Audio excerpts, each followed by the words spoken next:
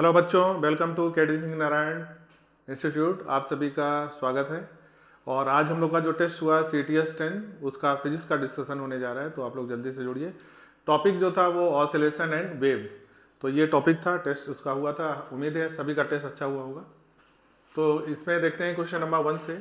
Question number 1 में बोला जा रहा है the fundamental frequency of close organ pipe. तो ये आर्गन पाइप का क्वेश्चन है और क्लोज आर्गन पाइप है और उसका fundamental frequency is equal to second overtone of organ pipe open at both end. तो यहाँ पर जो क्वेश्चन में बोला गया है, जो फ्रीक्वेंसी है फंडामेंटल है वो क्लोज आर्गन पाइप की इक्वल टू जो फ्रीक्वेंसी है हमारी किसकी, ओपन आर्गन पाइप की, उसका हमारा सेकेंड ओवरटोन बोला है, सेकेंड ओवरटोन। तो अगर हम लोग दोनों का फार्मूला लिख दें और फ्रीक्वेंसी का फार्मूला लिख के उसको बराबर कर दें तो हमारा आंसर आ जाएगा। तो फ्रीक्वेंसी का आप लोग देखो भाई, फ्रीक्वेंसी का फार्मूला क्या होगा। क्लोज आर्गन पाइप अगर बात करें तो क्लोज आर्गन पाइप का फ्रीक्वेंसी हम लोग लिखते हैं 2n+1 B/4L, ठीक है ना, जहां पर हमारा n 2n+1 हार्मोनिक नंबर है। क्वेश्चन में बोला है फंडामेंटल, तो फंडामेंटल मतलब हुआ n बराबर 0। तो फंडामेंटल फ्रीक्वेंसी का फार्मूला हो गया V/4L, B/4L, और ये हमारा क्लोज आर्गन पाइप की लेंथ हो गई, equal to close organ pipe की ये फ्रीक्वेंसी का फार्मूला होता है। ओपन आर्गन पाइप की फ्रीक्वेंसी का फार्मूला जो होता है वो हमारा n+1 B/2L है, जहां पर n+1 हार्मोनिक नंबर है, ठीक है ना। यहां पर हम लोग को बोला गया है सेकेंड ओवरटोन।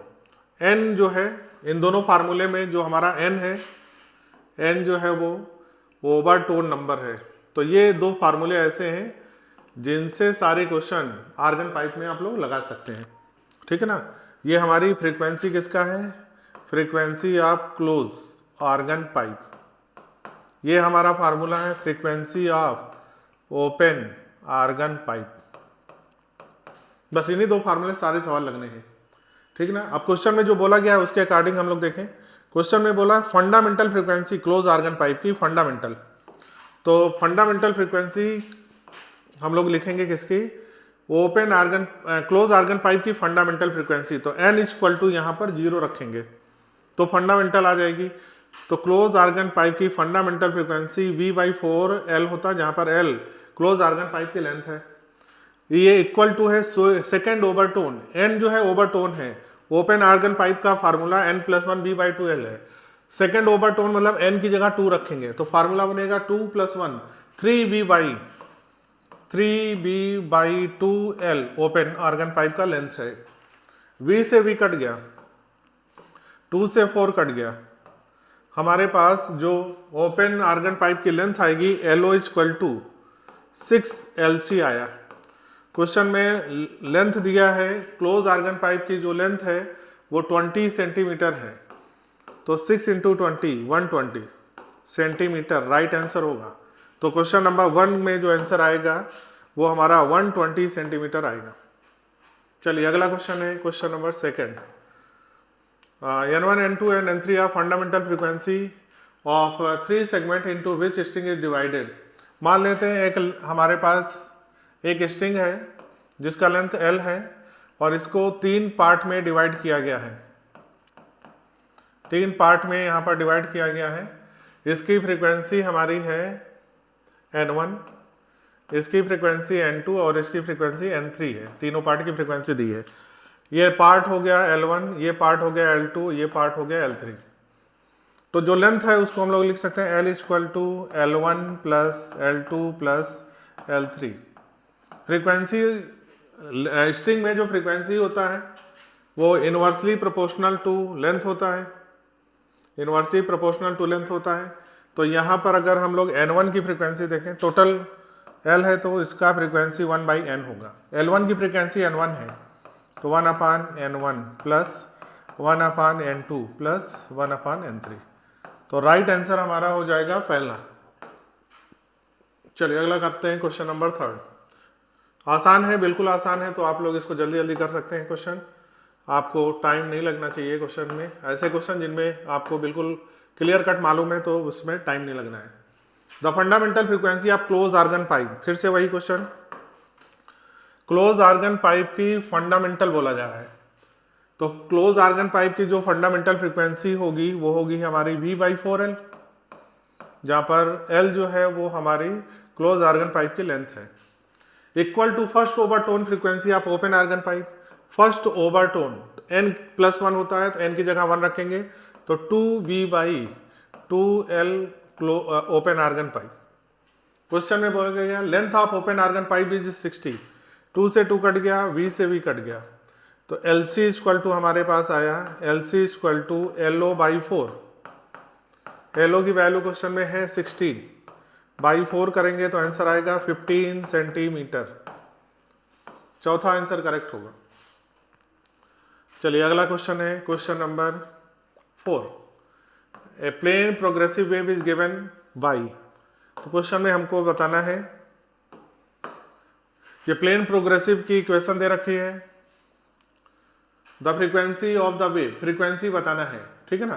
तो पहले तो इसको अंदर मल्टीप्लाई करो, यहाँ पर मल्टीप्लाई, यहाँ पे मल्टीप्लाई, तो हमारे पास जो डिस्प्लेसमेंट इक्वेशन हो जाएगी वो 2 cos 330 into 2 pi into T minus 2 पाई एक्स हो गया, ठीक है ना। अगर इसको हम लोग कंपेयर करें तो ये हमारा एम्पलीट्यूड कहलाएगा, ठीक है ना। ये जो टी का फंक्शन होता है, इस पूरे फंक्शन को हम लोग क्या बोलेंगे, इसको बोलेंगे ओमेगा, और यहाँ इस पूरे वैल्यू को हम लोग बोलेंगे के। क्वेश्चन में फ्रीक्वेंसी निकालना है, तो ओमेगा बराबर होता है 2πf, ओमेगा की वैल्यू है 330 इंटू 2 पाई बराबर 2πf, 2 पाई से 2 पाई कैंसिल हो गया, तो f बराबर 330 हर्ट्ज। आंसर इसका हो जाएगा पहला 330 हर्ट्ज, इसका फर्स्ट ऑप्शन करेक्ट होगा। चलिए अगला करते हैं question number 5। A steel wire with mass per unit length दे रखा है क्वेश्चन में, अंडर टेंशन दे रखा है, speed of transverse wave. Speed of transverse wave का जो फार्मूला होता है V इक्वल टू √T/μ होता है। तो ये फार्मूले में वैल्यू केवल पुट करनी थी, T की वैल्यू 70 है और 7 इंटू 10 की पावर 10-3 है, ठीक है ना। तो 10 की पावर, ये ऊपर ये इसको कट करेंगे तो 7 हो जाएगा, ये 10 हो जाएगा ऊपर, और 10 की पावर -3 ऊपर जाके 10 की पावर 4 हो जाएगा, तो √10 की पावर 4 मतलब कितना हो गया 100। तो आंसर जो इसका वेलोसिटी होगा 100 मीटर पर सेकेंड, आंसर सी होगा। चलिए अगला क्वेश्चन है 6। Which of the following equation correctly represent a travelling wave. Travelling wave की इक्वेशन बताना है, having wavelength lambda equal to 4 centimetre, lambda की वैल्यू क्वेश्चन में 4 आनी है, फ्रीक्वेंसी की value 100 hertz, and positive x direction. Positive x बोले तो यहाँ पर डायरेक्शन सभी में नेगेटिव होना चाहिए, बिल्कुल सही दिया है, इक्वेशन में नेगेटिव साइन आएगा। अब क्वेश्चन में हमको निकालना है lambda equal to 4 centimetre. Lambda निकालने के लिए हम लोग के देखेंगे, के बराबर होता है 2 पाई बाई लैम्डा, ठीक है। तो लैम्डा बराबर आ जाएगा k/2 पाई। तो यहाँ पर पहले देखो कहाँ पर k है, k जो है x का फंक्शन होता है, तो यहाँ पर 0.5 पाई है, 0.5 पाई अगर हम लोग k की जगह रखेंगे तो 0.5/2 आ जाएगा, पाई से पाई कट जाएगा, तो इससे तो आएगा नहीं हमारा जो वेवलेंथ है, ठीक है ना। इससे 2 पाई रखेंगे, अंदर मल्टीप्लाई करेंगे तो 2 पाई इंटू 25 ये हो जाएगा 0.5 पाई, पाई से करेंगे तो भी नहीं आएगा, इन दोनों से नहीं आएगा। हमको जो वैल्यू लानी है वो लैम्डा की वैल्यू k की जगह पर यहाँ पर 4 आना चाहिए, लैम्डा 4 आना चाहिए। चलिए यहाँ पर देखें, अच्छा इसको अंदर मल्टीप्लाई करें तो ये 0.5 पाई, हाँ यहाँ से आ सकता है भाई। इसको अगर अंदर मल्टीप्लाई करें तो देखो इस क्वेश्चन में देखो k की जगह पर हो गया हमारा 0.5 पाई डिवाइडेड बाई 2 पाई, पाई से पाई कट गया, ये 5/20 आ गया, नहीं 5/20, लैम्डा की वैल्यू आ जाएगा, तो ये वैल्यू हो जाएगा 1/4 पॉइंट, ये उल्टा लिख दिया भाई यहाँ फार्मूला में, के की वैल्यू निकालना है, फार्मूला उल्टा लिख दिया, लैम्डा बराबर हो जाएगा 2π/k,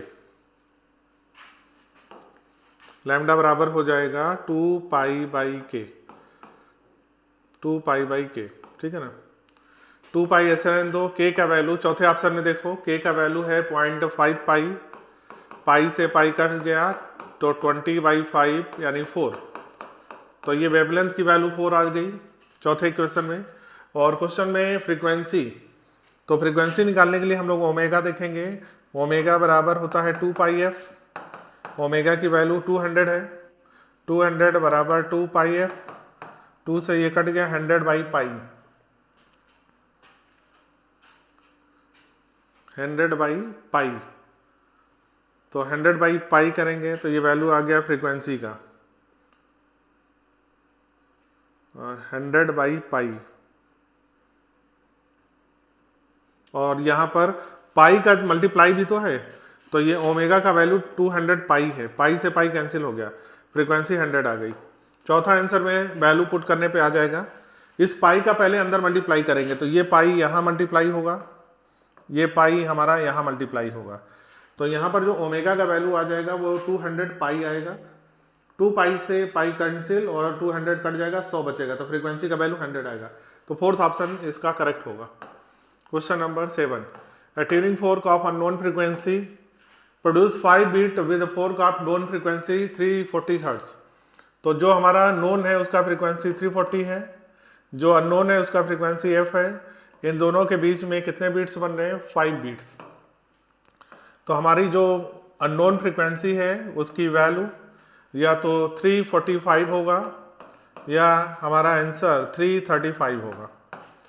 प्लस माइनस करते हैं, यहाँ पर नोन में +5 कर दो और नोन में -5 कर दो, तो आंसर या तो 345 या तो 335 होगा, यानी पहला नहीं होगा या चौथा नहीं होगा, आंसर होगा बी और सी में।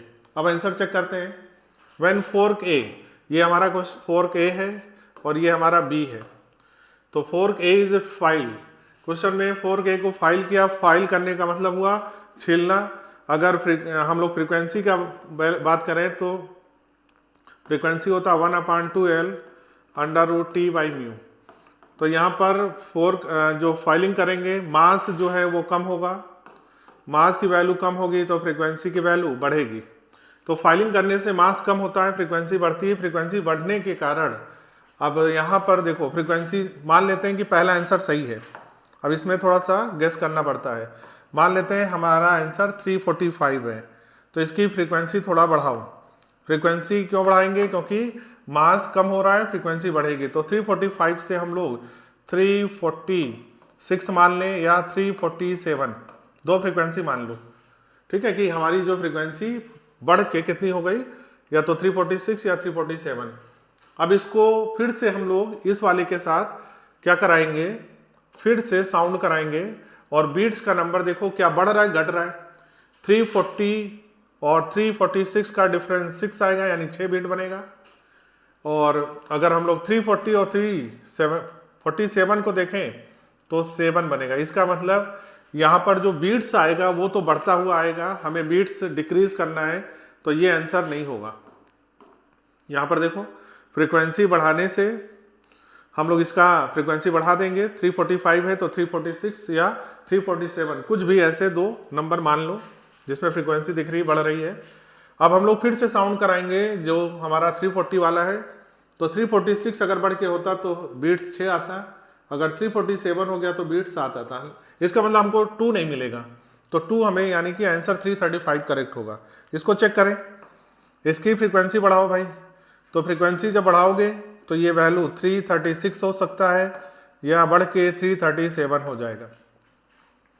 अब इसको फिर से साउंड कराओ 340 के साथ, तो 340 के साथ अगर हम लोग साउंड कराते तो ये वैल्यू 4 हो जाएगा, 37 के साथ ये वैल्यू 3 हो जाएगा, यानी कि इधर बीट्स घट रहे हैं तो 4 3 2 इसी साइड मिलेगा, इसका मतलब आंसर हमारा 335 होगा, सी ऑप्शन करेक्ट हो जाएगा।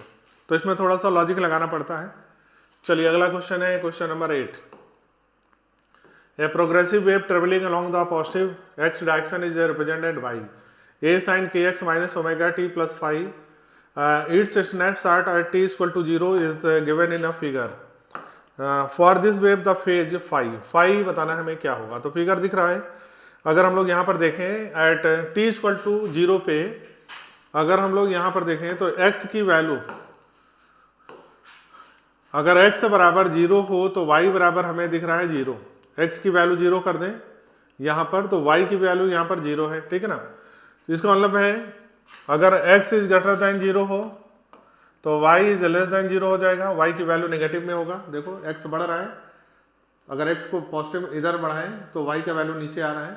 इसका मतलब है यहाँ पर जो डिस्प्लेसमेंट होगा वो नेगेटिव हो रहा है। इसका मतलब अगर हम लोग इसको इनिशियल माने और t टाइम बाद इसको देखें, यह पार्टिकल यहाँ पहुँच गया तो यहाँ पर और यहाँ पर का फेज डिफरेंस जो होगा वो हमारा पाई का है, उल्टा है। तो यहाँ पर आंसर हो जाएगा सेकंड। चलिए अगला क्वेश्चन है question number 9। Travelling harmonic wave is represented by equation where x and y in the, पूछना है इसमें से करेक्ट कौन होगा। तो ये जो हमारा इक्वेशन है यहाँ से ये हमारा एम्पलीट्यूड होगा, ये एम्पलीट्यूड है ए, ठीक है ना, और ये हमारा ओमेगा है और ये हमारा के है और ये साइन प्लस है। प्लस साइन मतलब होता है नेगेटिव, नेगेटिव एक्स एक्सिस। तो कि जिस ऑप्शन में नेगेटिव होगा वो आंसर सही होगा। तो ये पॉजिटिव है, गलत हो गया, पॉजिटिव है, गलत हो गया, तो नेगेटिव वाला सही होगा। अब स्पीड निकालना है, वेव की स्पीड जो होता है ओमेगा बाई के से निकाला जाता है।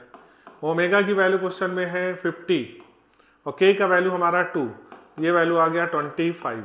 तो 25 हमारा आएगा स्पीड की वैल्यू और वेव जो है वो नेगेटिव एक्स एक्सिस, यानी पहला आंसर करेक्ट होगा। Question number 10।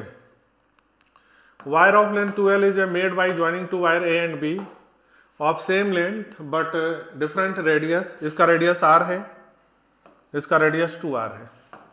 क्वेश्चन में बताना है if it is vibrating eight frequency such that the joining of to wires form A node.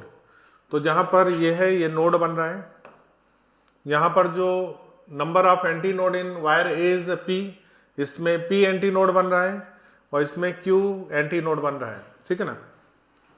तो नंबर ऑफ एंटी नोड जितने होते हैं उतने नंबर ऑफ मोड होते हैं। Number of mode equal to number of antinode होते हैं, ठीक है ना। ये नंबर ऑफ जितने मोड होंगे उतने नंबर ऑफ एंटी नोड होंगे। अब देखो ये हमारा वायर है, वायर जो होता है ओपन आर्गन पाइप जैसा होता है, मतलब ऑड इवन दोनों मिलता है यहाँ पर, ठीक है ना।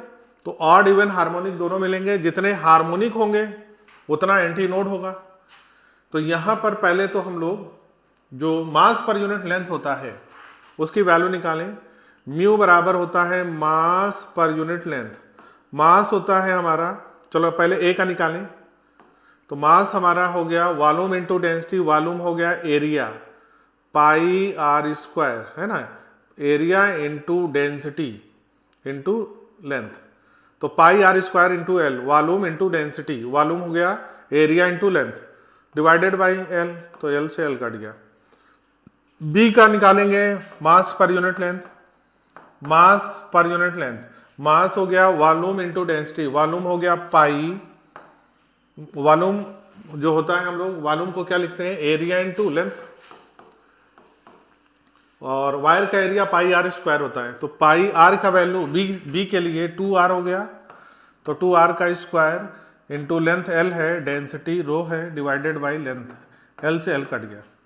तो अगर इसको हम लोग म्यू ए को देखें तो ये वैल्यू अगर म्यू मान लें तो ये वैल्यू हमारी कितने टाइम्स हो गई, 4 म्यू के बराबर हो गया, 4 गुना हो गया, ठीक है। तो 10 यहाँ पर फ्रीक्वेंसी का जो फार्मूला होता है, फ्रीक्वेंसी जो होती है मोड जितने होते हैं या हार्मोनिक जितने होते हैं, तो अगर इसमें मोड देखा जाए या हार्मोनिक देखा जाए, एंटी नोड कितने बन रहे हैं। तो ए में जो हमारे फ्रीक्वेंसी का फार्मूला होगा p upon 2l under root t by mu, mu की जगह पर हम लोग रखेंगे स्मॉल म्यू, ये p के फ्रीक्वेंसी आ गई, ठीक है ना। b की जो फ्रीक्वेंसी होगी एफ बी उसका फार्मूला, उसमें कितने एंटी नोड हैं, Q, length 2 into L upon under root T by mu, mu की जगह हम लोग क्या रखेंगे 4 म्यू।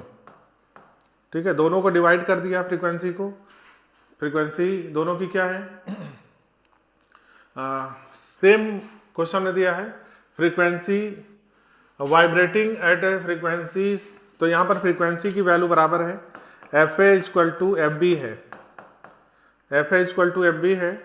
तो यहाँ से अगर हम लोग दोनों की वैल्यू बराबर करें तो ये कट गया और 2L से 2L कट गया, P बाई क्यू आ गया और T से T कट गया, म्यू से म्यू कट गया और हमारे पास जो वैल्यू आया 1 equal to P by Q. और यहाँ पर देखो ये कट गया सब, तो 1 बाई अंडर रूट 4 बचा यहाँ पर, तो ये ऊपर चला जाएगा 2 हो जाएगा, तो 2:2 ये आ गया। ठीक है ना, हमें रेशियो में निकालना है P बाई क्यू का रेशियो, तो P by Q equal to आ गया, P by Q equal to 2 इधर चला जाएगा, 1 ऊपर आ जाएगा, तो ये आ जाएगा 1:2, 1:2। ठीक है ना, तो जो वायर है उसकी फ्रीक्वेंसी सेम होगी, लेकिन जो एंटी नोड होगा, एंटी नोड का फार्मूला कैसे बनाएंगे, जितने हार्मोनिक होते हैं वायर में उतने ही हमारा क्या बनेगा, उतने ही हमारा हार्मोनिक होगा। तो हार्मोनिक का जो फार्मूला होता है वही एंटी नोड का फार्मूला होगा। तो यहाँ पर जो P है वो हमारा हार्मोनिक नंबर होता है, वही एंटी नोड का नंबर होता है। तो अगर वायर में हार्मोनिक दिया हो या एंटी नोड दिया हो तो हम लोग इसकी जगह पर रिप्लेस कर देंगे। तो आंसर इसका जो आएगा थर्ड ऑप्शन करेक्ट होगा। चलिए अगला करते हैं question number 11। Water waves produced by motor boat selling in water. Motor boat के कारण जो हमारा वेव होगा वो बोथ लॉन्गिट्यूडल एंड ट्रांसवर्स होगा। ट्रांसवर्स वेव सरफेस पे होती है, लॉन्गिट्यूडल अंदर होती है। चलिए अगला क्वेश्चन है 12। Sound wave of wavelength lambda travelling in a medium with speed of v inter into another medium. देखो मीडियम चेंज करने से फ्रीक्वेंसी की वैल्यू बराबर होगी, तो फ्रीक्वेंसी बराबर होनी चाहिए। फ्रीक्वेंसी होता है v बाई लैम्डा, दूसरे में वेलोसिटी है 2v, वेवलेंथ की वैल्यू निकालना है लैम्डा डैश। v से v कट गया तो लैम्डा डैश इक्वल टू आ गया हमारा 2 लैम्डा। तो फ्रीक्वेंसी नहीं चेंज होता, एक मीडियम से दूसरे मीडियम में वेव जाती है तो फ्रीक्वेंसी सेम रहेगी। क्वेश्चन नंबर है साउंड वेव एयर में कैसी होती है, independent of temperature, increase with pressure, increase with increase humidity और decrease with increase in humidity. तो ह्यूमिडिटी का डायरेक्टली इफेक्ट होगा, ह्यूमिडिटी ज़्यादा होगी, डेंसिटी कम होगी। और हम लोग स्पीड ऑफ साउंड जो पढ़ते हैं वो हम लोग पढ़ते हैं under root P by rho, जहाँ पर डेंसिटी के इन्वर्सली प्रोपोर्शनल होती है। तो अगर ह्यूमिड होगा तो ह्यूमिड की डेंसिटी क्या होगी, लो होगी, डेंसिटी कम होने से स्पीड जो है ज़्यादा होगी। तो आंसर सी करेक्ट होगा। चलिए अगला क्वेश्चन है प्रेशर पर इंडिपेंडेंट होगा भाई, इंक्रीज विद प्रेशर, तो प्रेशर के इंडिपेंडेंट होगा। अगर क्वेश्चन में बोला जाए साउंड वेव एयर में प्रेशर पे डिपेंड करेगा कि नहीं, वो प्रेशर पे डिपेंड नहीं करता। अगर एडियाबैटिक कंडीशन बोल दें कि हाँ एडियाबैटिक कंडीशन है तो प्रेशर में डिपेंड करेगा। अगर कुछ नहीं बोला है तो इसका मतलब प्रेशर का इफेक्ट उसमें नहीं आएगा। टेम्परेचर जो होगा वो डायरेक्टली प्रोपोर्शनल होता है, v directly proportional to root T के डायरेक्टली प्रोपोर्शनल होता है। चलिए अगला है change in temperature of the medium changes frequency. Medium change in temperature, temperature change करने से क्या चेंज हो जाएगा। देखो जो स्पीड ऑफ साउंड होती है वो under root P by nu होता है और इसी को हम लोग लिखते हैं, अगर लाप्लास वाला फार्मूला लगाएं तो गामा RT बाई m लिखते हैं। तो यहाँ पर साउंड की जो स्पीड होता है रूट T टाइम्स के डायरेक्टली प्रोपोर्शनल होगा। और अगर B बराबर f लैम्डा को देखें तो B की जो प्रोपोर्शनलिटी होती है वो डायरेक्टली प्रोपोर्शनल टू वेवलेंथ होता है। तो इसका मतलब कि टेम्परेचर चेंज करने से साउंड की स्पीड चेंज हो जाएगी और साउंड की स्पीड चेंज होने से वेवलेंथ चेंज हो जाएगा। तो आंसर सी होगा। ठीक है ना, फ्रीक्वेंसी नहीं चेंज होगी। With the propagation of longitudinal wave through a medium the quantity transmitted, जो लॉन्गिट्यूडनल वेव होती है उसमें जो वेव होती है वो हमें बताना है क्या ट्रांसमिट करती है। तो इसको हम लोग ट्रेवलिंग वेव बोलते हैं। बोलो ट्रेवलिंग वेव है, और ट्रेवलिंग वेव जो होता है वो एनर्जी का ट्रांसफर करेगा। स्टेशनरी वेव में एनर्जी होती है लेकिन वो ट्रांसफर नहीं करता, इसलिए उसको स्टेशनरी वेव बोलते हैं। क्वेश्चन नंबर है 16। Sound wave is a passing through air column in the form of compression and rarefaction. ठीक है, यानी कि ये हमारा है हो गया longitudinal. In a conjugative compression and rarefaction density remain constant. Density हमको मालूम है, जो कंप्रेशन होता है वहां पर डेंसिटी ज़्यादा होगी, रेयरफेक्शन में डेंसिटी कम होगी, तो कांस्टेंट नहीं होगी, पहला गलत। Boyle's law is obeys, density change हो रही है तो बॉयल्स लॉ भी यहाँ पर ओबे नहीं करेगा। Bulk modulus of air oscillate, bulk modulus of air oscillate और there is no transfer of heat. तो यहाँ बोला गया bulk modulus of air oscillate, तो बल्क मॉडुलस यहाँ ऑसिलेट नहीं करेगा। यहाँ पर देखो जो ये प्रोसेस जो होता है बहुत तेजी से होता है, इसके कारण यहाँ पर ट्रांसफर ऑफ हीट नहीं होता, यानी एडियाबैटिक प्रोसेस हम लोग यहाँ पर रखते हैं। तो जो एनर्जी का ट्रांसफर होता है इतना तेजी से होता है कि जो मीडियम होता है वो हमारा एडियाबैटिक रहता है, इसलिए यहाँ पर ट्रांसफर ऑफ हीट नहीं होगा। चलिए अगला है क्वेश्चन नंबर 17। क्वेश्चन में बताना है equation of plane progressive wave. ये प्लेन प्रोग्रेसिव वेव की इक्वेशन दिया है। हाँ, reflection from denser medium, deflection from denser medium, या जब रिफ्लेक्ट होगा डेंसर मीडियम से, तो amplitude 2/3 of the amplitude of the incident wave.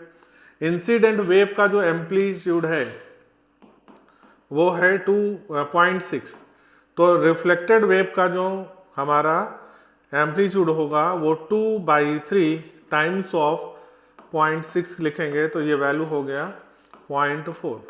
तो रिफ्लेक्टेड वेव का एम्पलीट्यूड 0.4 होगा। डेंसर मीडियम से जब टकराएगा तो उसका डायरेक्शन चेंज होगा, प्लस पाई का फेज डिफरेंस आएगा। तो डायरेक्शन अगर चेंज हो जाएगा तो ये जो इक्वेशन थी हमारी उसमें प्लस का साइन आएगा, और फेज में अगर यहाँ प्लस पाई करोगे तो आगे माइनस साइन आएगा। तो माइनस में वैल्यू आएगा और इक्वेशन में प्लस का साइन आएगा। दो जगह पर है, प्लस वाला आंसर नहीं होगा क्योंकि यहाँ माइनस साइन आएगा, पाई जो है ऐड हो जाएगा तो इसलिए माइनस साइन आएगा, और माइनस ये वाला साइन नहीं होगा तो आंसर सेकंड होगा। तो डायरेक्शन डेंसर से टकराने पे डायरेक्शन भी बदलता है और उसमें पाई का फेज डिफरेंस आता है। इसमें थोड़ा करेक्शन था, सभी इक्वेशन में प्लस का साइन है, यहाँ पर प्लस का साइन है, ये करा दिया गया था करेक्शन। क्वेश्चन में बोला reflected wave from rigid boundary. अगर कोई ये हमारा इंसिडेंट वेव है और रिफ्लेक्टेड फ्रॉम रिजिड बाउंड्री से होगा तो आगे माइनस हो जाएगा, माइनस ए साइन के एक्स प्लस ओमेगा टी, तो पहले वाले का 2 हो जाएगा। ठीक है ना। Reflected wave from open boundary, open boundary में केवल डायरेक्शन चेंज हो जाएगा तो ये सेकंड हो जाएगा। The resultant displacement eight rigid boundary, जो रिजिड बाउंड्री से डिस्प्लेस होगा तो वहां पर नोड बनेगा, और नोड जो बनेगा वहां पर x की वैल्यू 0 आएगी। Resultant displacement at the open boundary से जो हमारी इक्वेशन बनेगा वो बन जाएगा 2a साइन के एक्स प्लस ओमेगा टी, है ना। तो ये हमारा इक्वेशन हो जाएगा। तो इसका मतलब है जो आंसर हमारा होगा ए का सेकंड हो गया, ए का सेकंड हो गया, बी का फर्स्ट, ए का सेकंड, बी का फर्स्ट, ठीक। सी का फोर यही दे रखा है, तो यही आंसर होगा, कुछ फर्स्ट ऑप्शन करेक्ट होगा। क्वेश्चन नंबर हमारा था 18, तो 18 का जो आंसर आ रहा है वो फर्स्ट ऑप्शन करेक्ट होगा। क्वेश्चन नंबर है 19, कॉलम यहाँ देखकर बताना है harmonic, odd harmonic of air column. ये क्लोज आर्गन पाइप है, और क्लोज आर्गन पाइप में जो हार्मोनिक होते हैं और ओवरटोन, तो 2n+1 जो होता है वो हमारा हार्मोनिक नंबर होता है, हार्मोनिक नंबर होता है। n जो होता है वो हमारा ओवरटोन नंबर होता है। तो फिगर में आप लोग देखो ओवरटोन नंबर है ना, तो कितने हार्मोनिक होंगे। अच्छा, ओवरटोन के लिए जितने लूप होते हैं उतने ओवरटोन, तो यहाँ पर 1 2, तो इसको बोलेंगे सेकेंड ओवरटोन, ये हमारा सेकेंड ओवरटोन है, जितने लूप होंगे उतने ओवरटोन, सेकेंड ओवरटोन है। तो अगर सेकेंड ओवरटोन है तो एन की जगह 2 रख दो, 2 इंटू 2 4 + 1 5 हार्मोनिक। सेकेंड ओवरटोन का मतलब 5 हार्मोनिक, तो ये वाला आंसर हो गया हमारा सेकेंड। तो चलिए अगला देखें, 1 2 3 4, ये हो गया हमारा फोर्थ ओवरटोन। फोर्थ ओवरटोन का मतलब हुआ एन की जगह 4 रखो, 2 इंटू 4 8 + 1 नाइन्थ हार्मोनिक, तो ये हमारा नाइन्थ हार्मोनिक होगा, ठीक है ना। चलिए इसके बाद 1 2 3, तो ये हमारा थर्ड ओवरटोन है। थर्ड ओवरटोन का मतलब 2 इंटू 3 6 + 1 7, तो यहाँ पर ये 7 आएगा, 7 हार्मोनिक, ठीक है ना। तो 7 हार्मोनिक यहाँ पर होगा। थर्ड ओवरटोन का मतलब 7 हार्मोनिक। अब ये बचा 1। फर्स्ट ओवरटोन का मतलब हुआ 2 + 1 3, तो 3 आ जाएगा, यानी थर्ड हार्मोनिक। तो ये वाला आंसर हो जाएगा हमारा फर्स्ट। चलो मैच कराते हैं, ए का सेकेंड, बी का थर्ड, ए का सेकेंड बी का थर्ड, सी ऑप्शन करेक्ट होगा। तो ये सब बताया गया था कैसे हार्मोनिक देखना है, कैसे ओवरटोन देखना है। क्वेश्चन नंबर है 2 star string A and B playing the note धा slightly out of tune produce beat of frequency 5। Original frequency हमको बताना है बी की, ए की फ्रीक्वेंसी 427 है, तो ए की जो फ्रीक्वेंसी है वो हमारे पास 427 है, जो बी की फ्रीक्वेंसी है उसको एफ बी माना। कितने बीट्स बन रहे हैं टोटल 5, तो 5 बीट्स हैं, तो बी की जो फ्रीक्वेंसी होगी वो या तो 432 होगी या हमारे पास 422 होगा,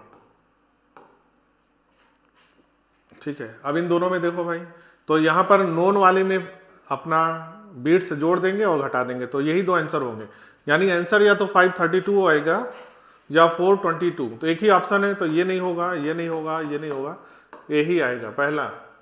तो 20 का जो आंसर आना चाहिए वो फर्स्ट ऑप्शन आएगा। चलो मैच कर लेते हैं। निकालने का तरीका, tension of the string B is slightly increase, tension इसमें बढ़ा दो। टेंशन बढ़ाने से frequency directly proportional to √T होता है, टेंशन बढ़ाओगे तो फ्रीक्वेंसी बढ़ेगी। फ्रीक्वेंसी बढ़ाओ, 432 था तो 433 मान लो, या बढ़ के 434 हो गया। अब इसको किसके साथ हम लोग साउंड कराएंगे, फिर से 427 के साथ हम लोग अगर साउंड कराएं तो बीट्स देखो कितना बनेगा, 427 और 33, तो ये हो गया 6 बीट बनेगा। या हमारा बीट्स जो हो जाएगा अगर इसके साथ मैच कराओ तो ये बीट बनेगा 3 और 4 7, तो इसका मतलब यहाँ बीट्स बढ़ रहा है, हमारा बीट्स डिक्रीज होना चाहिए, तो बीट्स इधर 6 7 8 9 के ऐसे बढ़ेगा, इसका मतलब पहला वाला तो आंसर नहीं होगा, तो आंसर 422 होगा। इसको चेक करते हैं, टेंशन बढ़ाओ, फ्रीक्वेंसी बढ़ेगी, 422 है तो 423 मान लो, या बढ़ के 424, दो नंबर हम लोग चेक करने के लिए बनाते हैं। 427 के साथ इसको हम लोग मैच कराएं, कितने बीट्स बनेंगे, तो ये हमारा हो गया 4 बीट, ठीक है ना। अगर हम लोग इसके साथ मैच कराएंगे 424 के साथ तो हमारे 3 बीट्स बनेंगे, तो यहाँ बीट्स का नंबर डिक्रीज हो रहा है, यानी 432 इस तरह आ रहा है, और 3 हमें चाहिए था तो 3 मिल रहा है, इसका मतलब हमारा आंसर 422 वाला करेक्ट होगा। चलिए अगला करते हैं, question number 21। A source of unknown frequency gives 4 beats per second when sounded with source of known frequency। तो जो हमारा नोन है उसका वैल्यू 250 है, जो अननोन है उसको f माना, बीट्स यहाँ पर 4 है, तो इसका मतलब जो आंसर होगा वो या तो 254 होगा या हमारा 246 होगा, इन्हीं में दो आंसर होगा। तो इसका मतलब हमारा 240 आंसर नहीं होगा, 260 नहीं होगा, तो फर्स्ट और सेकंड में आंसर होगा। चेक करने के लिए फिर से देखो, हम लोग मान लिया ये आंसर चेक करते हैं 254। द सेकंड हार्मोनिक, सेकंड मतलब 2 गुना, अननोन फ्रीक्वेंसी गिव 5 बीट्स, तो इसको डबल कर दो, इंटू 2 किया तो 254 का डबल हो गया 508, ठीक है ना। 5 beats when sounded with source of frequency 513। 513 के साथ कितने बीट्स बनने चाहिए? 5। तो ये 8 और 5 ये मानी बन रहा है, तो इसका मतलब हमारा पहला आंसर सही हो गया। तो 254 इसका राइट आंसर होगा। चलिए अगला देखते हैं भाई। क्वेश्चन नंबर है 22। व्हेन टू ट्यूनिंग फॉर, फिर से 4 beats are heard, now some tape is attached on the prong of 4 to the tuning frequency. देखो दे रखा है फर्स्ट का कितना है 200, ये फर्स्ट का फ्रीक्वेंसी दिया है, और दूसरे का फ्रीक्वेंसी f मान लिया, बीट्स दिया है 4 बीट्स। तो हमारा आंसर होगा 204 या 196। तो 204 या 196 यानी पहला नहीं होगा, दूसरा नहीं होगा। अब आंसर चेक करते हैं, मान लेते हैं पहला आंसर चेक करें। तो यहाँ पर देखो when some tape is attached on the prong of pork 2, तो ये हमारा सेकंड वाला है, ये सेकंड है ना, ये हमारा फर्स्ट है, ये हमारा सेकंड है। तो इसकी बोला गया है कि इसमें क्या कर दिया, टेप को अटैच किया। टेप अटैच करने से मास बढ़ेगा, मास बढ़ने से फ्रीक्वेंसी डिक्रीज होगा। तो फ्रीक्वेंसी घटा दो भाई, फ्रीक्वेंसी के क्या करना है, डिक्रीज करो। 204 था तो 203 मान लो, या घट के 202 हो गया। किसके साथ साउंड कराएंगे, साउंडेड अगेन। तो साउंडेड किसके साथ कराएंगे, 200 के साथ। अगर हम लोग इसको 200 के साथ कराएंगे तो बीट्स यहाँ पर बनेगा 3, या 200 के साथ करेंगे तो बीट्स बनेगा 2, यानी यहाँ बीट्स का नंबर घटेगा। लेकिन यहाँ पर हमें बीट्स क्या चाहिए, 6, यानी बढ़ना चाहिए। तो पहला ऑप्शन नहीं होगा, तो आंसर 196 करेक्ट होगा। इसको चेक कर लेते हैं भाई, फ्रीक्वेंसी घटाओ। इसकी फ्रीक्वेंसी अगर घटाएंगे 196 मतलब 195 ले लो घटा के, या 194। 200 के साथ देखो, तो 200 के साथ ये हमारा कितना बीट्स आ जाएगा, 5। ये वाला कितना आ जाएगा, 6, यानी 6 बीट्स मिलेगा किसके साथ, 196 के साथ। तो यहाँ पर आंसर जो आएगा वो 196 आएगा। चलिए अगला करते हैं question number 23। A tuning fork P is sounded with another tuning fork Q। तो जो P है और Q है, क्वेश्चन में बोला गया है जो Q है उसका फ्रीक्वेंसी दिया है। Q का फ्रीक्वेंसी कितना है, 500। P का फ्रीक्वेंसी f मान लो, कितने बीट्स बन रहे हैं, 4 बीट्स। तो जो हमारा अननोन फ्रीक्वेंसी है उसका वैल्यू 2 हो सकता है, या तो 504 होगा, या तो 496 होगा। तो ये दो ऑप्शन हो सकते हैं, 504 या 496। बाकी दो ऑप्शन हटा दो। हमें P का फ्रीक्वेंसी बताना है। अब क्वेश्चन में बोला गया है अगली condition, now P is slightly loaded. Slightly loaded कर दिया यानी मास बढ़ा दिया। मास बढ़ने से फ्रीक्वेंसी की वैल्यू डिक्रीज होगी। तो 504 से घटा दो 503 या 502 मानो, ठीक है। 100% इंक्रीज इन बीट। तो बीट जो 4 था 100% का मतलब डबल हो गया। और किसके साथ बीट सुनेंगे, 500 वाले के साथ। तो 500 वाले के साथ क्या 8 बीट बनेगा। तो यहाँ पर अगर चेक करो तो ये 3, यहाँ से चेक करोगे तो ये हमारा बीट्स बनेगा 2। तो यहाँ तो 3 2 1 0 घट रहा है बीट्स। अब चलो इसमें चेक कर लेते हैं भाई। फ्रीक्वेंसी घटाएंगे तो 496 वाले को 495 लिख सकते हैं, या 494 लिखेंगे। दो नंबर से चेक करेंगे। और हम लोग 500 के साथ अगर मैच कराएं तो ये 5 आएगा, इसके साथ देखो तो 6 आएगा। इसका मतलब 6 बीट्स कहाँ मिलेगा, 6 7 8 इस तरह का बीट्स हमको इस 496 वाले के साथ मिलेगा। आंसर सी करेक्ट होगा। तो 23 का जो आंसर आएगा सी ऑप्शन करेक्ट होगा। 24 sin kx minus omega t is reflected from an open boundary and then it incident and reflected wave overlap, then the amplitude of resultant wave। Open boundary से अगर कोई wave टकराएगी तो उसका direction केवल change होगा। तो direction change करेंगे, और जो रिफ्लेक्टेड वेव होगी उसकी इक्वेशन अगर हम लोग लिखें, रिफ्लेक्टेड वेव की इक्वेशन हमारा हो जाएगा a sin kx minus omega T की जगह प्लस ओमेगा टी हो जाएगा, ठीक है ना। दोनों वेव को सुपर इम्पोज कराएंगे, ओवरलैप हो जाएगा। तो एम्पलीट्यूड जो होगा, जब भी हम लोग लिखेंगे एम्पलीट्यूड, और कैसा, ओपन बाउंड्री से जो एम्पलीट्यूड आता है वो हमारा 2a cos kx होगा, ठीक है ना।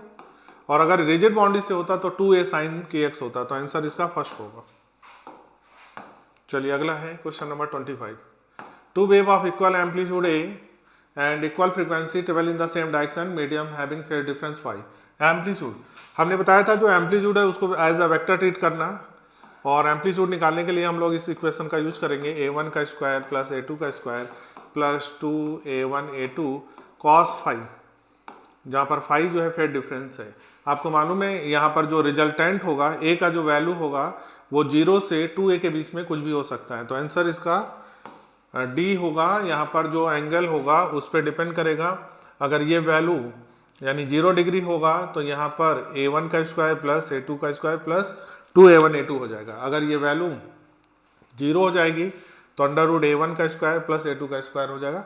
मतलब ये जो वैल्यू है वो हमारा, अगर इक्वल एम्पलीट्यूड है, इक्वल एम्पलीट्यूड है क्वेश्चन में, तो इसी इक्वेशन को ऐसे भी लिख सकते हैं, रिजल्टेंट इक्वेशन को 2a cos थीटा बाई 2 से लिख सकते हैं, cos फाई बाई 2 से, है ना। तो अगर एम्पलीट्यूड इक्वल है तो यहाँ पर लिख सकते हैं फाई का वैल्यू रखते जाएंगे, रिजल्टेंट आता जाएगा। तो रिजल्टेंट 0 और 2a के बीच में कुछ भी आ सकता है, डिपेंड करेगा उनके बीच का एंगल पे। क्वेश्चन नंबर है 26। फिर से क्वेश्चन है, equal frequency travelling same direction in medium amplitude of each wave is a. तो अगर हम लोग एम्पलीट्यूड अगर दोनों को वेव का सेम है तो formula 2a cos phi by 2 लगाएंगे। फाई का वैल्यू 120 हो गया तो 2a cos 120 by 2 cos 1 by, ये कट गया 60, cos 60 का वैल्यू 1 बाई 2, तो 2a इंटू 1 बाई 2, 2 से 2 कट गया, एम्पलीट्यूड का वैल्यू a आएगा, तो फर्स्ट ऑप्शन करेक्ट होगा। Question number 27। The initial velocity of sound in a gas is at 340 meter per second and the gas experience a temperature increases of 20 degree. V proportional to root T होता है, और पहले STP दिया है, STP का मतलब हो गया हमारा 27 डिग्री। तो यहाँ पर देखो V2 बाई अगर हम लोग V1 लिखें तो ये हो जाएगा under root T2 by T1। Question में 20 डिग्री सेंटीग्रेड बढ़ा देंगे, 20 सेंटीग्रेड बढ़ाने का मतलब हुआ कि जो टेम्परेचर हमारा है 227 उसको जोड़ेंगे 20, तो 273 प्लस 20, तो ये हो जाएगा T2 की वैल्यू 273 प्लस 20, है ना, और ये वैल्यू 273 हो गया। 20 डिग्री सेंटीग्रेड का क्या बोल रहे हैं, इंक्रीज। इंक्रीज का मतलब हुआ उसमें डिग्री सेंटीग्रेड या केल्विन कोई भी वैल्यू लिखोगे, degree change in degree centigrade equal to change in kelvin होता है, तो इसको नहीं चेंज करना है। तो 273 हो गया 27, उसमें 20 डिग्री बढ़ा देंगे तो जो वैल्यू आएगा वो हमारा 293 आ जाएगा, ठीक है ना। V2 की वैल्यू निकालना है क्वेश्चन में, V1 की वैल्यू क्वेश्चन में 340 है, बराबर ये हो गया 293 डिवाइडेड बाई 273। इसको कट करोगे तो ये लगभग 1 से ज़्यादा आएगा। 1 से ज़्यादा आने का मतलब 340 से थोड़ा वैल्यू ज़्यादा आएगा, और 340 से वैल्यू जो थोड़ा सा ज़्यादा है वो 352 है, तो ये आंसर आ जाएगा first option. Question number 28। Bulk models दे रखा है क्वेश्चन में, डेंसिटी की वैल्यू दे रखा है, speed of sound in liquid. Sound की स्पीड लिक्विड में होता है under root B by rho. Question में बल्क मॉडल्स की वैल्यू है 1.5 इंटू 10 की पावर 9। क्वेश्चन में डेंसिटी की वैल्यू 6000 है, अंडर रूट करेंगे और ये कट करेंगे तो ये वैल्यू 600 आ जाएगा, 600 नहीं आएगा, ये कट करो कितना आया 0 को 40 100 बाई 500 आएगा, तो आंसर जो आएगा वो 500 आएगा, सी ऑप्शन करेक्ट होगा। चलिए question number 29। Speed of sound wave in A fluid. Sound wave fluid में अभी हम लोग ने पढ़ा, फ्लूइड में जो v होता है under root b by rho होता है, यानी कि बल्क मॉडल्स पे डिपेंड करेगा और डेंसिटी के इन्वर्सली प्रोपोर्शनल पे। तो पहला डायरेक्टली ऑन डेंसिटी इन्वर्सली होना चाहिए, directly on square of bulk modulus square नहीं स्क्वायर रूट होना चाहिए, inversely on the square root of density बिल्कुल सही है, inversely on the square root of bulk modulus ये गलत है, आंसर थर्ड करेक्ट होगा। Question number 30। 2 solid bar Young modulus दे रखा है, और हमको मालूम है लॉन्गिट्यूडनल वेव की स्पीड सॉलिड बार में होता है under root Young modulus into density.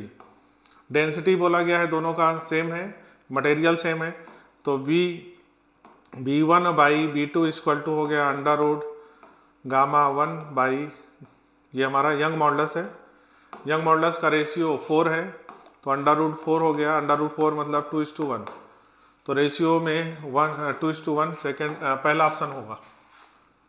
Question में बोला गया student plotted following 4 graph variation of velocity of sound in gas with pressure. हमने अभी बताया था जो वेलोसिटी होती है वो अंडर रूट गामा RT/m होता है, प्रेशर के इंडिपेंडेंट होता है, प्रेशर पे डिपेंड नहीं करेगा, तो आंसर चौथा लगेगा। चलिए अगला क्वेश्चन है 32। According to Laplace correction, Newton ने जो फार्मूला दिया था वो आइसोथर्मल कंडीशन में दिया था और फार्मूला था P/ρ। ये फार्मूला था न्यूटन का, न्यूटन्स फार्मूला, और जो कंडीशन ली गई थी ये था आइसोथर्मल कंडीशन, और इससे जो वेलोसिटी आई थी ये लगभग 280 मीटर पर सेकंड आई थी, है ना।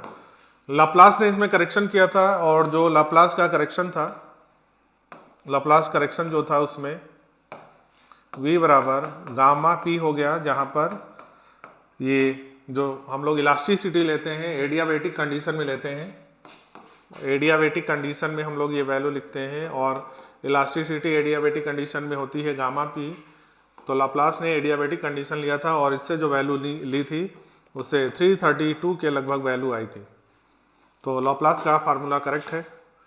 क्वेश्चन नंबर 33, फेज डिफरेंस बताना है between the two given wave.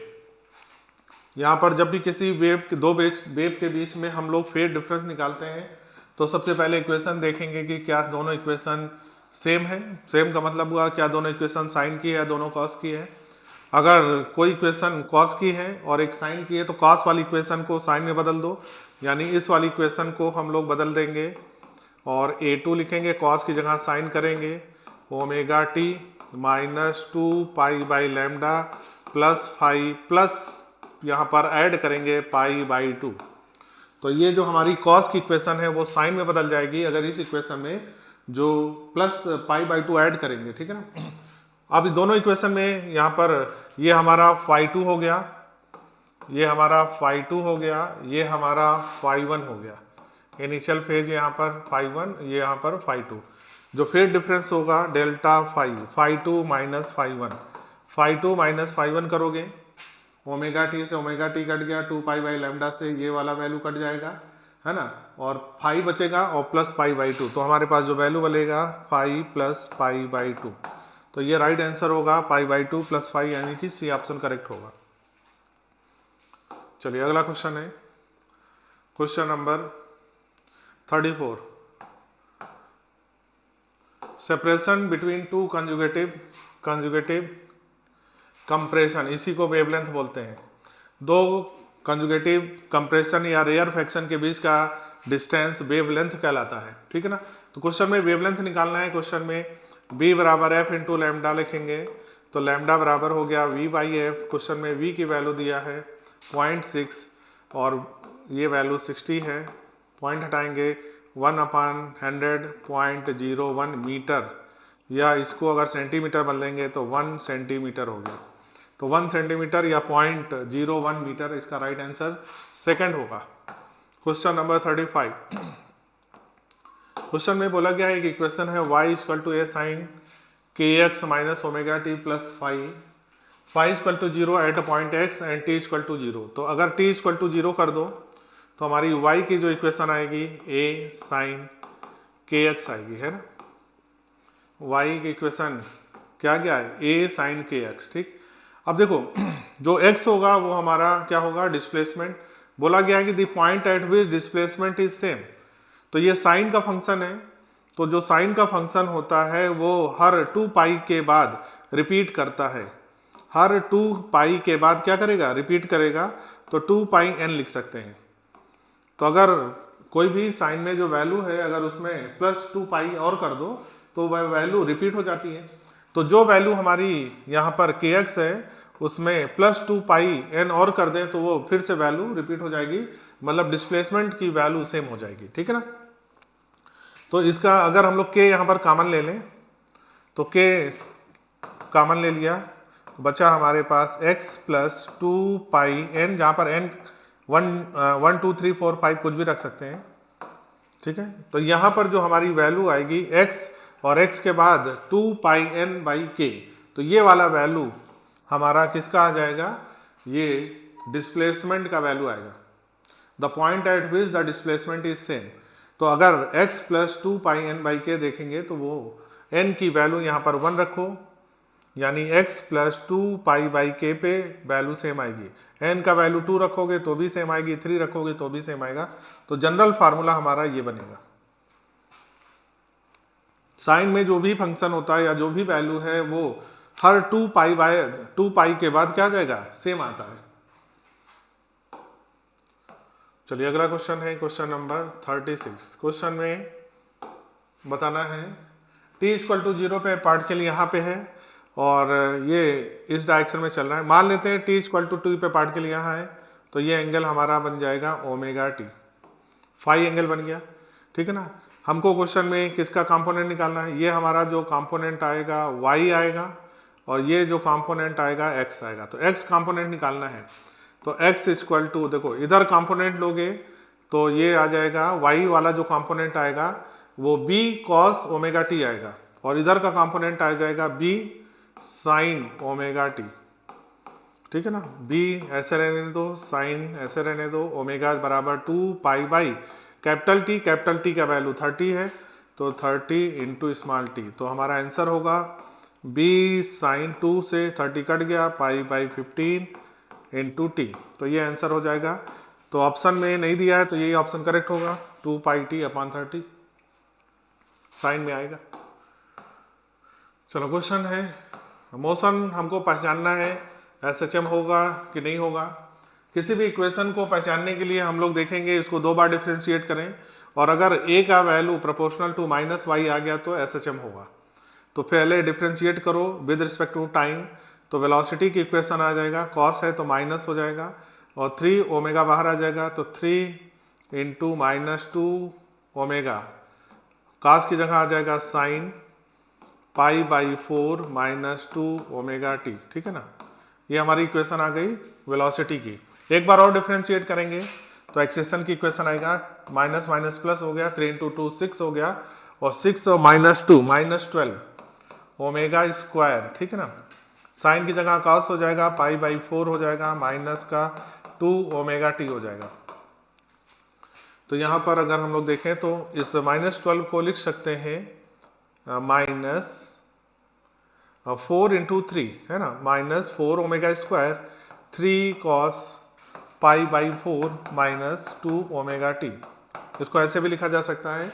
तो यहाँ से देखो इस पूरे यहाँ से यहाँ तक की वैल्यू y है, यानी यहाँ पर जो a आया वो minus 4 omega square into Y आया, यानी a proportional to minus Y आया। तो एसएचएम होगा, यहाँ पर आ गया a proportional to minus Y, इसका मतलब एसएचएम होगा।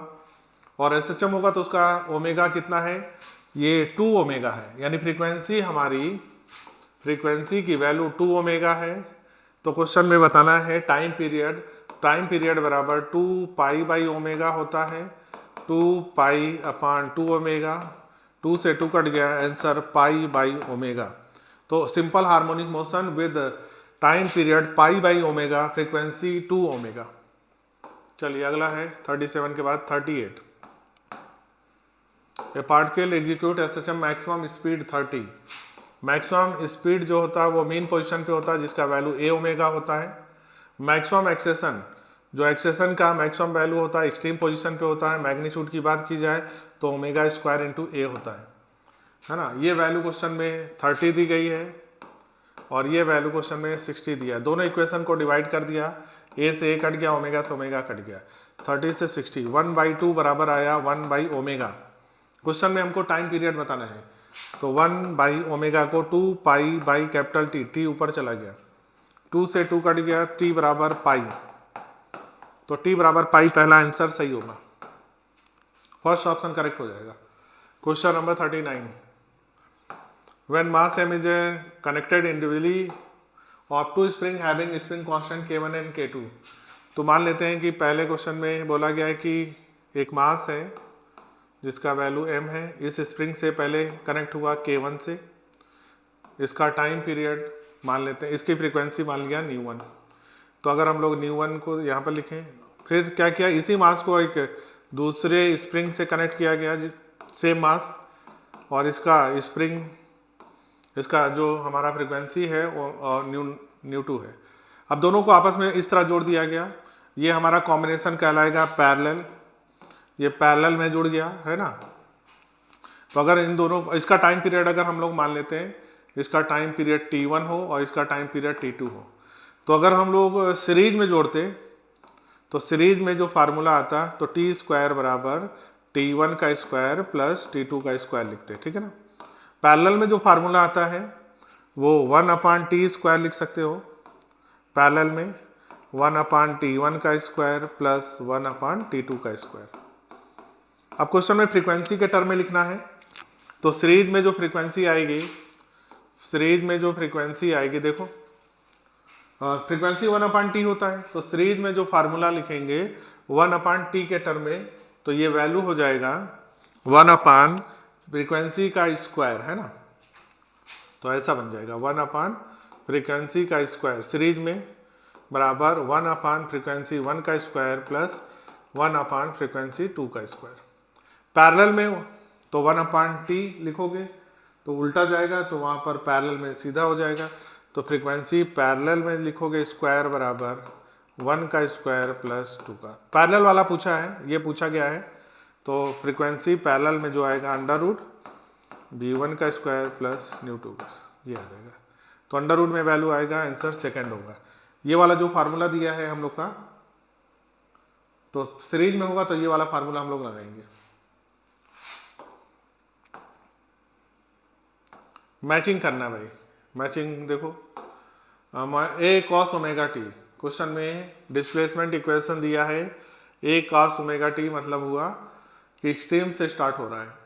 मैक्सिमम, पहला देखो मैक्सिमम वेलोसिटी अपान एम्पलीट्यूड, मैक्सिमम वेलोसिटी अपान एम्पलीट्यूड, देखो क्या आएगा, मैक्सिमम वेलोसिटी होता है a ω डिवाइडेड बाई a से a कट गया, तो मैक्स पहले का आंसर आएगा ओमेगा, तो a का हमारा थर्ड आएगा, a का थर्ड हो जाएगा, a मैक्सिमम अपान एम्पलीट्यूड, तो a maximum upon amplitude, maximum acceleration होता है omega square into a upon a cut गया तो a से a कट जाएगा, तो यहाँ पर जो वैल्यू आएगा वो ओमेगा स्क्वायर आएगा, ठीक है ना।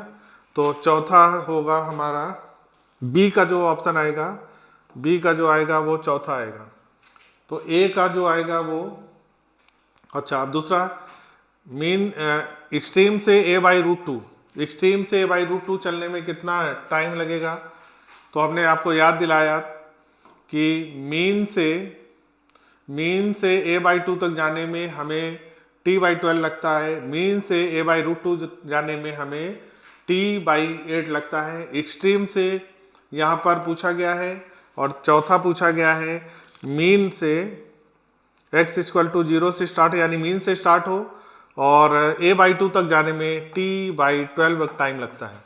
तो सारे ऑप्शन मैच करा लेते हैं, t/12 जो होगा वो चौथे का होगा, यानी चौथे का t/12 और a/√2 वाला t/8 होगा। तो यहाँ से मैच कराएंगे, तो पहले का थर्ड होना चाहिए, पहले का थर्ड बिल्कुल सही है, दूसरे का फोर्थ होना चाहिए, सेकंड का फोर्थ, तो एक ही ऑप्शन में है, नहीं दो ऑप्शन में है, तो हमारे पास जो आंसर आएगा, और चेक कर लेते हैं, जो चौथा है, चौथे का आंसर जो आएगा वो सेकंड आएगा, डी का सेकंड, तो डी का सेकंड हमारे पास इसी इन दोनों में आंसर होगा, तो ये आंसर करेक्ट हो गया, डी का सेकंड हो रहा है, तो डी का जो होगा वो सेकंड, और सी का जो होगा वो हमारा, सी का जो होगा फर्स्ट होगा, तो आंसर सेकंड करेक्ट होगा। चलिए अगला 41, Bob of a simple pendulum is a spherical hollow ball filled with water. Spherical ball में ये मान लेते हैं सिंपल पेंडुलम की जगह पर एक बॉल है जिसमें पानी भरा है, यहाँ पर छेद कर दिया और पानी नीचे गिर रहा है। जैसे जैसे पानी नीचे गिरेगा सेंटर ऑफ मास की लोकेशन, पहले अगर यहाँ था तो सेंटर ऑफ मास की लोकेशन पहले नीचे की ओर शिफ्ट होगा, यानी लेंथ बढ़ेगा, और लेंथ की वैल्यू बढ़ने से टाइम पीरियड की वैल्यू पहले बढ़ेगी। जब ये खाली होगा तो फिर से वापस अपनी जगह पर जाएगा। तो first increases then decreases to original value पे होगा। आंसर फर्स्ट करेक्ट होगा। Question number 42, two identical block A and B each of mass m resting on smooth floor are connected by light. तो यहाँ पर एक मास है हमारा m जो कि a है, ये कनेक्ट है एक स्प्रिंग जिसका मास भी m है। अब बोला गया है क्वेश्चन में a third identical block at c mass m moving with speed a। तो यहाँ पर एक तीसरा मास जो है यहाँ पर चल रहा है m मास, वो जा रहा है, ये c है, इसकी स्पीड v है, इससे टकराएगा। तो कंजर्वेशन आप पहले मोमेंटम लगाएंगे, इसका मास m है, इसका मास m है, इलास्टिक कोलिजन होगा तो इसको इसकी वेलोसिटी मिल जाएगी, तो ये v वेलोसिटी से जाएगा, ठीक है ना। तो अगर ये देखो मास a की जो वेलोसिटी होगी वो v हो जाएगी, ये अभी रेस्ट में था, जब टकराएगा तो अब दोनों चलेंगे, जब दोनों चलेंगे तो साथ साथ चलेंगे, तो कॉमन की वेलोसिटी निकालेंगे, m से m कट गया, यानी टकराने के बाद दोनों ब्लॉक की जो वेलोसिटी होगी वो v/2 होगा। तो v/2 से दोनों ब्लॉक चलेंगे। पूछा गया है मैक्सिमम कंप्रेशन, मैक्सिमम कंप्रेशन की कंडीशन में दोनों वेलोसिटी सेम होगी। कंजर्वेशन ऑफ एनर्जी लगाओ, तो इस ब्लॉक का जो काइनेटिक एनर्जी है हाफ mv², शुरू में थी, ठीक है ना, टकराने के बाद। अब टकराने के बाद दोनों ब्लॉक साथ साथ चलेंगे तो हाफ m की जगह 2m हो जाएगा, वेलोसिटी vc हो जाएगा, तो ये दोनों में आ जाएगा काइनेटिक एनर्जी, प्लस स्प्रिंग है तो इसमें हाफ kx² हो जाएगा, हाफ हाफ हाफ ये कट गया, तो हमारे पास जो वैल्यू आई mv² माइनस 2m, और v कॉमन का वैल्यू v/2 हो जाएगा, तो v²/4, तो ये हो जाएगा mv²/2, है ना, बराबर kx², ठीक है। इसमें से घटाओगे तो mv²/2 बराबर हमारा आ गया kx², या k नीचे ले लो तो x की वैल्यू mv²/2 की आ गई। तो हमें आंसर में बताना है क्वेश्चन में कंप्रेशन x की वैल्यू, तो x = हो गया v बाहर आ जाएगा, √m रह जाएगा, 2k रह जाएगा, तो v/m/2k, v/m/2k, पहला आंसर करेक्ट होगा। क्वेश्चन नंबर है 43,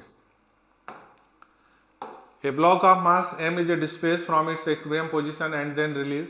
ये क्वेश्चन अच्छा भाई, system and the time period. देखो पहले तो इसको यहाँ पर थोड़ा रिलीज करेंगे, और इसको यहाँ से रिलीज किया और यहाँ पर जाके इक्विलिब्रियम आया, ठीक है। मान लेते हैं x0 ये हो गया, तो यहाँ पर ये इनएक्सटेंसिबल स्ट्रिंग है, इसमें जो टेंशन आएगा T, इसमें भी जो टेंशन आएगा T आएगा, ये स्प्रिंग खींचेगा, ये फ्री पुल्ली है तो ये भी खींचेगा, लेकिन चूंकि वायर जो है इनएक्सटेंसिबल है तो इसमें जो हमारा एक्सटेंशन आएगा स्प्रिंग में वो 2x0 के बराबर आएगा, है ना। अगर स्प्रिंग ये भी खींचता इससे तो x होता, लेकिन इसमें 2x0 आ जाएगा स्प्रिंग में। अब यहाँ पर इक्विलिब्रियम की कंडीशन है, तो जो फोर्स लगेगा नीचे लगेगा mg फोर्स नीचे लगेगा, बराबर हो जाएगा k इंटू जो हमारा यहाँ पर एक्सटेंशन होगा, यहाँ पर जो फोर्स लग रहा है वो 2t है। फोर्स कितना लग रहा है 2t, mg जो है नीचे और टेंशन दोनों में 2t ऊपर लगेगा, तो mg बराबर 2 और t की जगह kx लिखेंगे, k इंटू x की जगह पर 2x0, ठीक है ना। तो यहाँ पर हमारे mg की वैल्यू आ गई 4kx0, ये mg की वैल्यू आ गई। अब क्वेश्चन में बोला गया है कि इक्विलिब्रियम पोजीशन से, ये हमारी जो आई है वो इक्विलिब्रियम पोजीशन है, इक्विलिब्रियम पोजीशन से इसको थोड़ा सा डिस्प्लेस कर दो। चलो इक्विलिब्रियम पोजीशन से अगर इसको डिस्प्लेस करेंगे, फिर से देखो भाई, इक्विलिब्रियम पोजीशन से इसको डिस्प्लेस कर दिया, मान लिया x इसको डिस्प्लेस किया। तो फिर से तुम देखो, अब ये अगर ये x डिस्प्लेस होगा तो टेंशन यहाँ पर 2t जो था वो t डैश हो जाएगा, और एक्सटेंशन यहाँ पर 2x और जुड़ जाएगा। पहले एक्सटेंशन सारी दूरी हम लोग x से लिखते हैं ना, तो अब आ जाएगा नीचे वाला जो फोर्स हो गया वो mg ही लगेगा, ऊपर फोर्स माइनस 2t डैश लगेगा, बराबर नेट फोर्स बराबर, अब चूंकि ब्लॉक चलेगा तो यहां पर एक्सेशन आएगा m इंटू ए। ठीक है, mg की वैल्यू 4kx लिख सकते हो, 4kx not minus 2t dash की वैल्यू, जब ये x होगा तो ये अब कितना जुड़ जाएगा, पहले था 2x नॉट, अब ये 2x हो जाएगा। तो जो t की वैल्यू आएगी वो हो जाएगी k plus 2x plus 2x not बराबर ma। सॉल्व करते हैं इसको, value 4kx not minus 2k, और ये पूरा वैल्यू कितना है k प्लस 2x नॉट, और हाँ k बाहर आ जाएगा, k तो बाहर है, एक्सटेंशन केवल देखेंगे तो k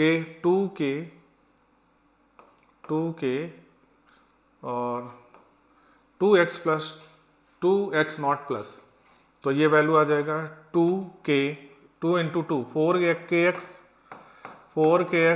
minus 4kx not equal to ma। 4x not positive, minus में 4x नॉट कट गया, तो हमारे पास जो ma आया, ma इक्वल टू आया माइनस 4kx। ठीक है ना, यहाँ पर जो एक्सेशन होगा वो आ रहा है minus 4k divided by m into X. Acceleration directly proportional to minus x है, यानी SHM करेगा, और जब SHM करेगा तो ये वाला वैल्यू क्या कहलाएगा, ओमेगा। तो हमारे पास ये ओमेगा स्क्वायर का वैल्यू है 4k बाई m, ओमेगा की वैल्यू होता है 2 पाई बाई टी, तो ये वैल्यू हो जाए, इसको अंडर रूट में लिख सकते हो, ओमेगा बराबर हो गया under root 4k by m, और ओमेगा को लिख सकते हैं 2 pi by T, 2 pi by T. तो t की वैल्यू क्वेश्चन में आ जाएगी हमारी t इक्वल टू यहाँ पर देखो 2 pi by omega, 2 pi by omega, omega यहाँ पर ऐसा लिखेंगे, उल्टा हो जाएगा m अपान 4k, तो 2 पाई m अपान 4k, इसका राइट आंसर सी होगा। तो पहले हम लोग इसको इक्विलिब्रियम में ले आएंगे, तो इस मास के कारण ये ब्लॉक मान लो x नॉट गया, तो ये जो स्प्रिंग में एक्सटेंशन आएगा वो 2x नॉट हो जाएगा। इक्विलिब्रियम की कंडीशन में नीचे का फोर्स ऊपर के बराबर होगा, mg की वैल्यू 2t के बराबर होगी। अब बोला इक्विलिब्रियम से थोड़ा डिस्प्लेस करेंगे, जब इसको x से डिस्प्लेस करेंगे तो यहाँ पर जो स्प्रिंग होगा पहले 2x नॉट था, तो अब x से डिस्प्लेस करने के बाद x नॉट प्लस x, ये टोटल डिस्प्लेसमेंट होगा, तो स्प्रिंग में 2x नॉट प्लस 2x का डिस्प्लेसमेंट होगा। तो ये बात यहाँ पर ध्यान रखने वाली थी। Question number 44, starting from origin a body oscillate simple harmonically with period of 2 second, time period की वैल्यू 2 सेकेंड है। After what time it takes kinetic energy 75 of total kinetic energy. तो हमको मालूम है जो a/2 पोजीशन होता है, यहाँ पर जो काइनेटिक एनर्जी होती है 75% ऑफ टोटल एनर्जी होता है ना, a/2। तो a/2 जो होता है वो t/12 में हमें मीन से a/2 का जो टाइम पीरियड होता है वो t/12 होता है, और t की वैल्यू क्वेश्चन में 2 रखना है, 12 करेंगे, आंसर होगा 1/6। तो 1/6 इसका राइट आंसर होगा। Question number 45, A system containing a ball oscillating on a frictionless horizontal plane, position of mass when potential energy and kinetic energy both are equal। Kinetic energy potential energy equal किस position पे होता है, eight a/√2, a/√2 पे बराबर होता है। ठीक है ना, तो इसको याद रखना है भाई, ये करवाया था क्लास में, तो ये था सेकंड आंसर करेक्ट होगा। तो CTS 10 का ये पेपर अच्छा था, आप उम्मीद करेंगे कि आप लोगों का पेपर अच्छा हुआ होगा। जो भी आपको डाउट होगा आप एक बार आंसर मैच करा लेना, और जो भी कैलकुलेशन या कोई भी दिक्कत हो आप आके क्लास में पूछ सकते हैं। तो मिलते हैं अगले टेस्ट में, ऐसे पढ़ते रहिए। Thank you so much.